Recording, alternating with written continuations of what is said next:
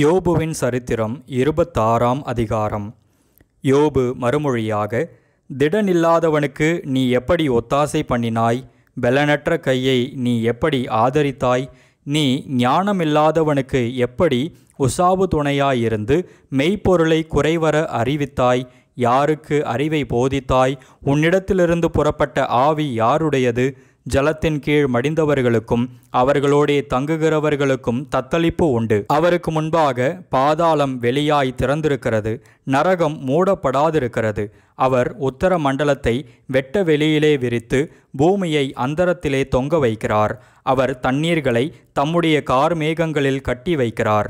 அதன் பாரத்தினால் மேகம் கிழிகிறதில்லை. அவர் தமது சிங்காசனம் நிற்கும் ஆகாசத்தை ஸ்திரப்படுத்தி அதன் மேல் தமது மேகத்தை விரிக்கிறார். அவர் தண்ணீர்கள் மேல் சக்கரவட்டம் தீர்த்தார். வெளிச்சமும் இருளும் முடியும் மட்டும் அப்படியே இருக்கும். அவருடைய கண்டிதத்தால் வானத்தின் தூண்கள் அதிர்ந்து தத்தளிக்கும். அவர் தமது வல்லமையினால் சமுத்திர கொந்தளிப்பை அமர பண்ணி தமது ஞானத்தினால் அதன் மூர்க்கத்தை அடக்குகிறார்.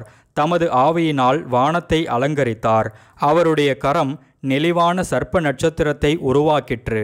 இதோ இவைகள் அவருடைய கிரியையில் கடைக்கோடியானவைகள். அவரை குறித்து நாங்கள் கேட்டது எவ்வளவு கொஞ்சம்! அவருடைய வல்லமையின் இடி முழக்கத்தை அறிந்தவன் யார் என்றான். யோபுவின் சரித்திரம் 27ஆம் அதிகாரம்.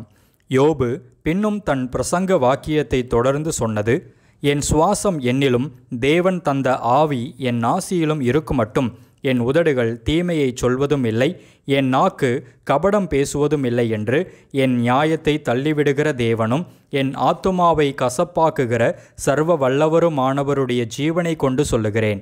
நீங்கள் பேசுகிறது நீதி என்று நான் ஒத்துக்கொள்வது எனக்கு தூரமாயிருப்பதாக. என் ஆவி பிரியும் மட்டும் என் உத்தமத்தை என்னை விட்டு விலக்கேன். என் நீதியை கெட்டியாய் பிடித்திருக்கிறேன், அதை நான் விட்டுவிடேன். நான் உயிரோடு இருக்கும் அளவும் என் இருதயம் என்னை நிந்திக்காது. என் பகைஞன் ஆகாதவனைப் போலும் எனக்கு விரோதமாய் எழும்புகிறவன் அக்கிரமக்காரனைப் போலும் இருப்பானாக. மாயக்காரன் பொருளை தேடி வைத்திருந்தாலும் தேவன் அவன் ஆத்துமாவை எடுத்துக்கொள்ளும் போது அவன் நம்பிக்கை என்ன? ஆபத்து அவன் மேல் வரும்போது தேவன் அவன் கூப்பிடுதலை கேட்பாரோ? அவன் சர்வ வல்லவர் மேல் மனமகிழ்ச்சியாயிருப்பானோ? அவன் எப்பொழுதும் தேவனை தொழுது கொண்டிருப்பானோ? தேவனுடைய கரத்தின் கிரியையை குறித்து உங்களுக்கு உபதேசிப்பேன். சர்வ வல்லவரிடத்தில் இருக்கிறதை நான் மறைக்க மாட்டேன். இதோ நீங்கள் எல்லாரும் அதை கண்டிருந்தும் நீங்கள் இத்தனை வீண் எண்ணம் கொண்டிருக்கிறது என்ன? பொல்லாத மனுஷனுக்கு தேவனிடத்திலிருந்து வருகிற பங்கும் கொடூரக்காரர் சர்வ வல்லவரால் அடைகிற சுதந்திரமும் என்னவெனில், அவனுடைய குமாரர் பெருகினால் பட்டயத்துக்கு இரையாவார்கள். அவன் கற்ப பிறப்புகள் ஆகாரத்தினால் திருப்தியாவதில்லை. அவனுக்கு மீதியானவர்கள் செத்து புதைக்கப்படுவார்கள்.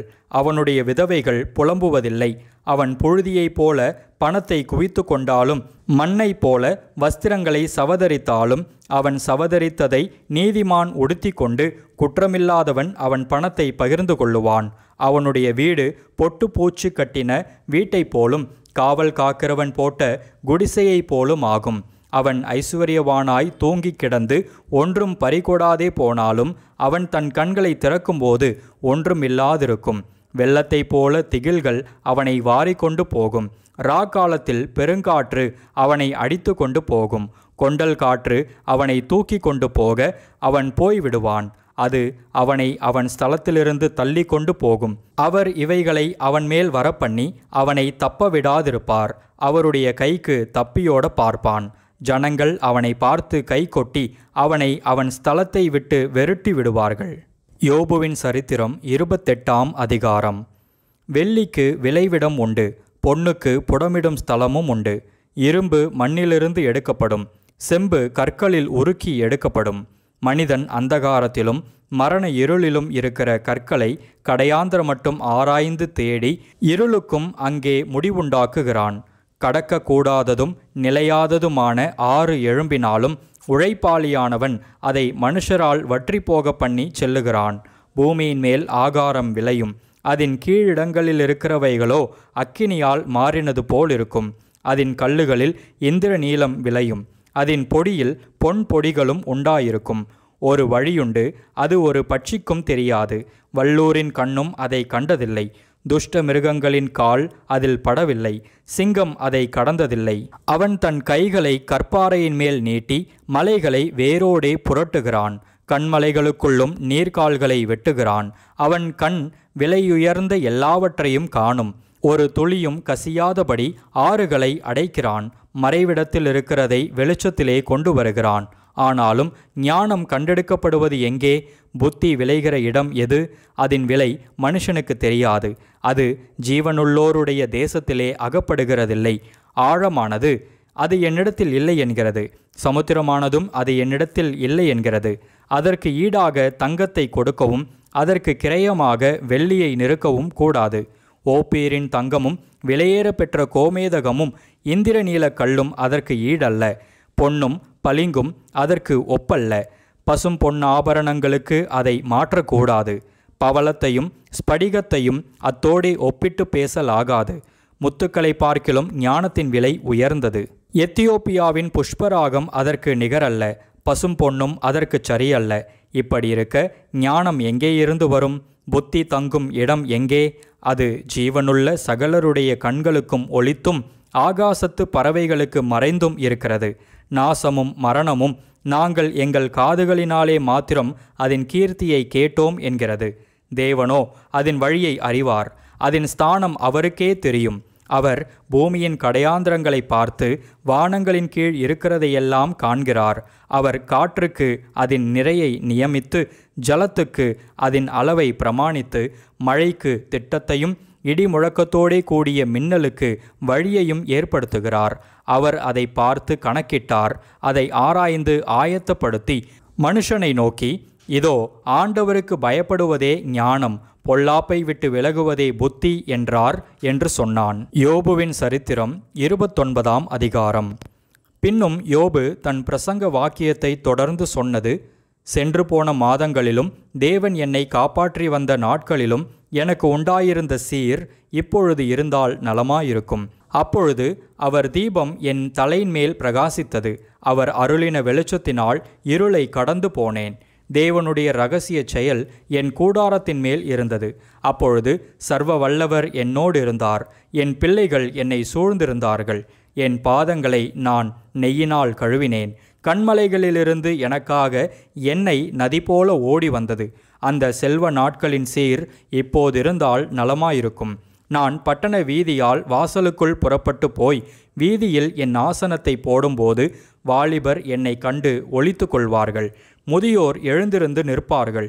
பிரபுக்கள் பேசுகிறதை நிறுத்தி கையினால் தங்கள் வாயை பொத்திக் கொள்வார்கள். பெரியோரின் சத்தம் அடங்கி அவர்கள் நாக்கு அவர்கள் மேல்வாயோடு ஒட்டிக்கொள்ளும். என்னை கேட்ட காது என்னை பாக்கியவான் என்றது. என்னை கண்ட கண் எனக்கு சாட்சியிட்டது. முறையிடுகிற ஏழையையும் திக்கற்ற பிள்ளையையும் உதவியற்றவனையும் ரட்சித்தேன். கெட்டுப்போக இருந்தவனுடைய ஆசீர்வாதம் என்மேல் வந்தது. விதவையின் இருதயத்தை கெம்பீரிக்க பண்ணினேன். நீதியை தரித்து கொண்டேன். அது என் உடுப்பாயிருந்தது. என் நியாயம் எனக்கு சால்வையும் பாகையுமாய் இருந்தது. நான் குருடனுக்கு கண்ணும் சப்பானிக்கு காலுமாயிருந்தேன். நான் எளியவர்களுக்கு தகப்பனாயிருந்து நான் அறியாத வழக்கை ஆராய்ந்து பார்த்தேன். நான் அநியாயக்காரருடைய கடைவாய் பற்களை உடைத்து அவர்கள் பறித்ததை அவர்கள் பற்களிலிருந்து பிடுங்கினேன். என் கூட்டிலே நான் ஜீவித்து போவேன். என் நாட்களை மணலத்தனையாய் பெருக பண்ணுவேன் என்றேன்.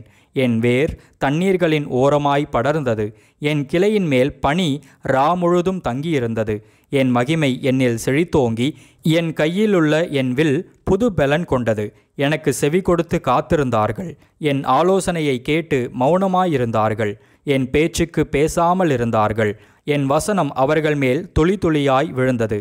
மழைக்கு காத்திருக்கிறது போல் எனக்கு காத்திருந்து பின்மாரிக்கு ஆசையுள்ளவர்கள் போல் தங்கள் வாயை ஆவென்று திறந்திருந்தார்கள். நான் அவர்களை பார்த்து நகைக்கும்போது அவர்கள் துணிகரங்கொள்ளவில்லை. என் முகக்கலையை மாறச் செய்யவும் இல்லை. அவர்கள் வழியே போக எனக்கு சித்தமாகும்போது நான் தலைவனாய் உட்கார்ந்து இராணுவத்துக்குள் ராஜாவைப் போலும் துக்கித்தவர்களை தேற்றறிவு பண்ணுகிறவனைப் போலும் இருந்தேன். யோபுவின் சரித்திரம் 30ஆம் அதிகாரம். இப்போதோ என்னிலும் இளவயதானவர்கள் என்னை பரியாசம் பண்ணுகிறார்கள். இவர்களுடைய பிதாக்களை நான் என் மந்தையை காக்கும் நாய்களோடே வைக்கவும் கூட வெட்கப்பட்டிருப்பேன். விருத்தாப்பியத்தினாலே பலனற்று போன அவர்கள் கைகளினால் எனக்கு என்ன உதவி இருந்தது? குறைச்சலினாலும் பசியினாலும் அவர்கள் வாடி வெகு நாளாய் பாழும் வெறுமையுமான அந்தரவெளிக்கு ஓடிப்போய் செடிகளுக்குள் இருக்கிற தழைகளை பிடுங்குவார்கள். காட்டு பூண்டுகளின் கிழங்குகள் அவர்களுக்கு ஆகாரமாயிருந்தது. அவர்கள் மனுஷரின் நடுவிலிருந்து துரத்தப்பட்டார்கள். கள்ளனை துரத்துகிறது போல் கள்ளன் கள்ளன் என்று அவர்களை துரத்திவிட்டார்கள். அவர்கள் பள்ளத்தாக்குகளின் வெடிப்புகளிலும் பூமியின் கெபிகளிலும் கண்மலைகளிலும் போய் குடியிருந்தார்கள். செடிகளுக்குள்ளிருந்து கதறி காஞ்சொரிகளின் கீழ் ஒதுங்கினார்கள். அவர்கள் மூடரின் மக்களும் நீசரின் பிள்ளைகளும் தேசத்திலிருந்து துரத்துண்டவர்களுமாய் இருந்தார்கள். ஆனாலும் இப்போது நான் அவர்களுக்கு பாட்டும் பழமொழியும் ஆனேன். என்னை அருவருத்து எனக்கு தூரமாகி என் முகத்துக்கு முன்பாக துப்ப கூசாதிருக்கிறார்கள். நான் கட்டின கட்டை அவர் அவிழ்த்து என்னை சிறுமைப்படுத்தினபடியினால் அவர்களும் கடிவாளத்தை என் முகத்துக்கு முன்பாக உதறிவிட்டார்கள். வலது பாரிசத்தில் வாலிபர் எழும்பி என் கால்களை தவறி விழப்பண்ணி தங்கள் கேடான வழிகளை எனக்கு நேராக ஆயத்தப்படுத்துகிறார்கள். என் பாதையை கெடுத்து என் ஆபத்தை வர்த்திக்க பண்ணுகிறார்கள். அதற்கு அவர்களுக்கு ஒத்தாசை பண்ணுகிறவர்கள் தேவையில்லை. பெரிதான திறப்புண்டாக்கி தாங்கள் கெடுத்த வழியில் புரண்டு வருகிறார்கள். பயங்கரங்கள் என் மேல் திரும்பி வருகிறது. அவைகள் காற்றை போல என் ஆத்துமாவை பின்தொடருகிறது. என் சுகவாழ்வு ஒரு மேகத்தைப் போல் கடந்து போயிற்று. ஆகையால் இப்போது என் ஆத்துமா என்னில் முறிந்து போயிற்று. உபத்திரவத்தின் நாட்கள் என்னை பிடித்து கொண்டது. ராக்காலத்திலே என் எலும்புகள் துளைக்கப்பட்டு என் நரம்புகளுக்கு இளைப்பாறுதல் இல்லாதிருக்கிறது. நோயின் உக்கிரத்தினால் என் உடுப்பு வேறுபட்டு போயிற்று. அது என் அங்கியின் கழுத்து பட்டையைப் போல என்னை சுற்றி கொண்டது. சேற்றிலே தள்ளப்பட்டேன். தூளுக்கும் சாம்பலுக்கும் ஒப்பானேன். உம்மை நோக்கி கூப்பிடுகிறேன், நீர் எனக்கு மறு உத்தரவு கொடாதிருக்கிறீர். கெஞ்சி நிற்கிறேன், என்மேல் பாராமுகமாயிருக்கிறீர். என்மேல் கொடூரமுள்ளவராக மாறினீர். உம்முடைய கரத்தின் வல்லமையால் என்னை விரோதிக்கிறீர். நீர் என்னை தூக்கி என்னை காற்றிலே பறக்கவிட்டு என்னை பயத்தினால் உருகிப்போக பண்ணுகிறீர். சகல ஜீவாத்துமாக்களுக்கும் குறிக்கப்பட்ட தாபரமாகிய மரணத்துக்கு என்னை ஒப்புக்கொடுப்பீர் என்று அறிவேன். ஆனாலும் நான் யாதொருவனை அவன் ஆபத்திலே தவிக்க பண்ணினதும் துன்னாலை கண்டவனுக்காக நான் அழாதிருந்ததும் எளியவனுக்காக என் ஆத்துமா வியாகுலப்படாதிருந்ததும் உண்டானால் அவர் என் மனுவுக்கு இடங்கொடாமல் எனக்கு விரோதமாய் தமது கையை நீட்டுவாராக. நன்மைக்கு காத்திருந்த எனக்கு தீமை வந்தது. வெளிச்சத்தை வர பார்த்து கொண்டிருந்த எனக்கு இருள் வந்தது. என் குடல்கள் கொதித்து அமராதிருக்கிறது. உபத்திரவ நாட்கள் என் மேல் வந்தது. வெயில் படாதிருந்தும் நான் கருகருத்து திரிகிறேன். நான் சபையிலிருந்து எழுந்திருக்கும் போது அலறுகிறேன். நான் மலைப்பாம்புகளுக்கு சகோதரனும் கோட்டான்களுக்கு தோழனுமானேன். என் தோல் என் மேல் கருத்து போயிற்று. என் எலும்புகள் உஷ்ணத்தினால் காய்ந்து போயிற்று. என் சுரமண்டலம் புலம்பலாகவும் என் கிண்ணறம் அழுகிறவர்களின் ஓலமாகவும் மாறின.